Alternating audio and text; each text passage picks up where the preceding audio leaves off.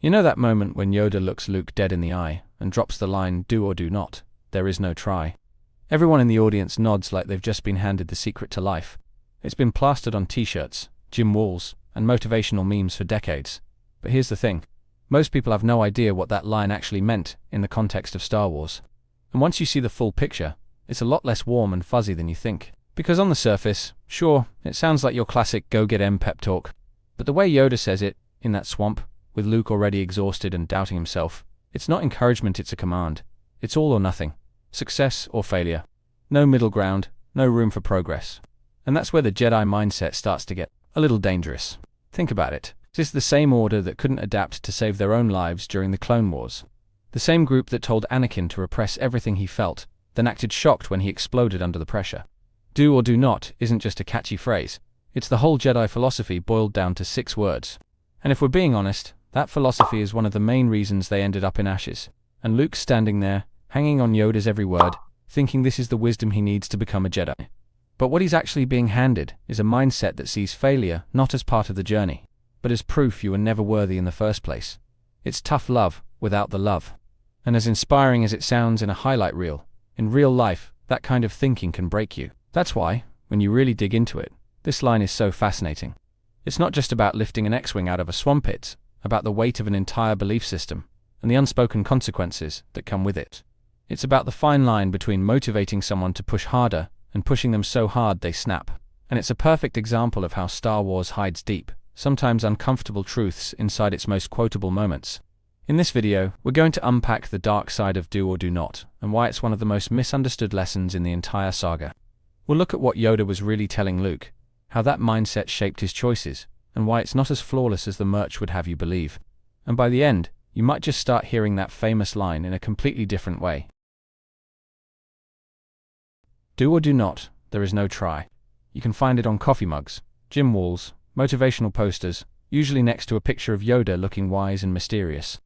But in The Empire Strikes Back, this line isn't just a bit of feel-good inspiration. It's dropped in the middle of Luke's grueling Jedi training on Dagobah, right when he's doubting himself the most. And that's where things get interesting. Because on the surface, it sounds like Yoda is just telling Luke to commit fully to his goal. No half measures, no giving up halfway through. Simple, right? But if you listen closely to the tone, the delivery, and the situation, it's clear there's something heavier going on. Yoda isn't smiling when he says it. He's dead serious, almost like he's enforcing a rule rather than giving encouragement. That's when you start to realize this is more than just a pep talk. It's a window into the Jedi mindset, and not necessarily in a good way. The Jedi didn't do maybe, or let's see how it goes. They operated in absolutes, which is ironic given how much they warned against the Sith doing the same thing. This little line reveals that all-or-nothing thinking was baked into their philosophy.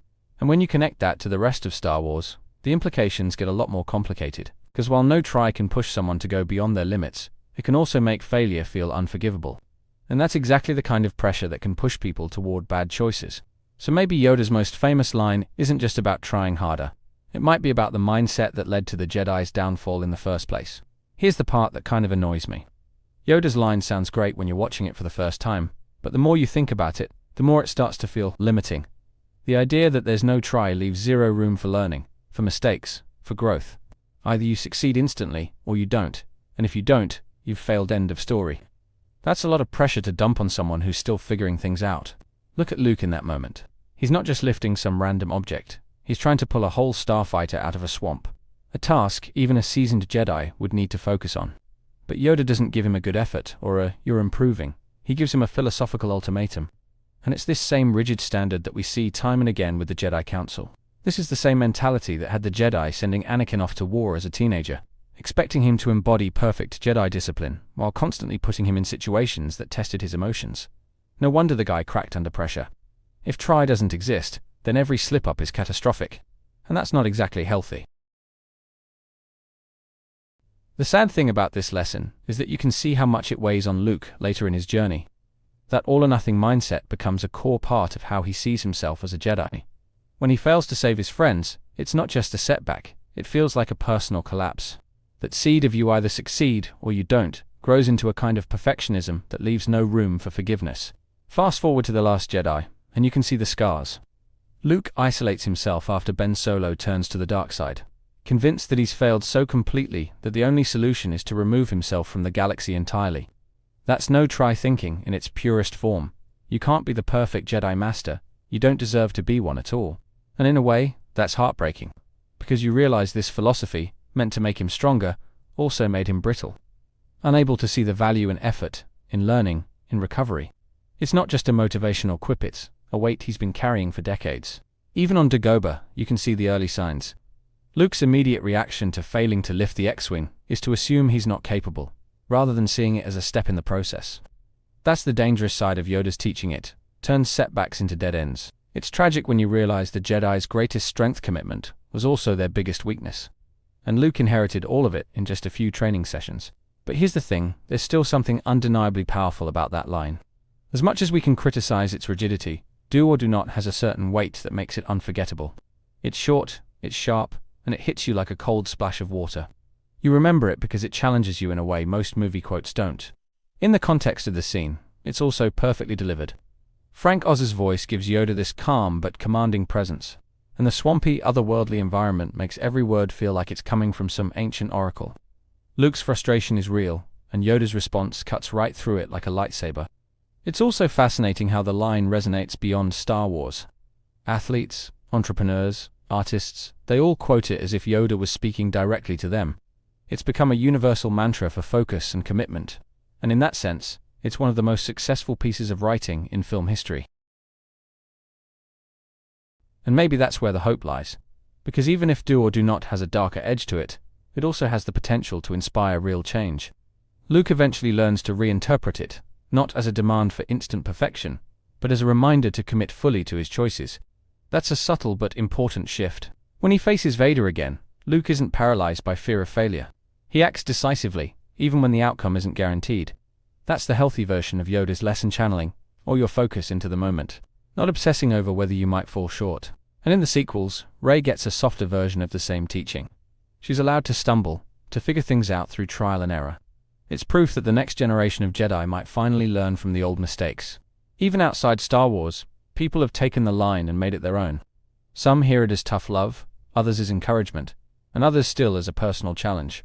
That flexibility might be what keeps it alive, decades after it was first spoken. So while the original intent might have been rigid, the way we interpret it now can turn it into something far more empowering. In the end, Do or Do Not is both a beacon and a warning. It's a line that can push you to greatness, or push you over the edge, depending on how you take it. For Luke, it was a double-edged sword fueling his determination, while also planting the seeds of self-doubt that haunted him later. The tragedy is that Yoda probably didn't even realize how much that one line would define Luke's path. To him, it was just part of the Jedi Code, a truth he'd lived by for centuries. But to Luke, it became a standard he could never quite live up to. And that's the danger of absolute thinking.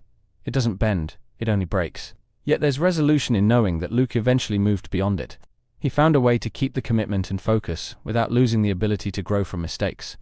That's not something Yoda taught him. It's something he had to figure out for himself. And maybe that's the real lesson buried underneath. Not that trying is worthless, but that trying without conviction is.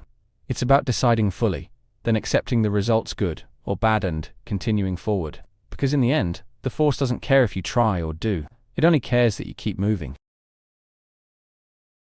Thank you for watching. Be sure to like, subscribe, and hit that share button. My main channel is Critical Analysis Hub, where I post Star Wars content about the movies. My secondary channel is Critical Analysis Hub Plus, where I focus on the shows of Star Wars. And my third channel is Critical Analysis Hub XP, where I post comic books. Be sure to take a moment and check them out. Thanks, and may the Force be with you.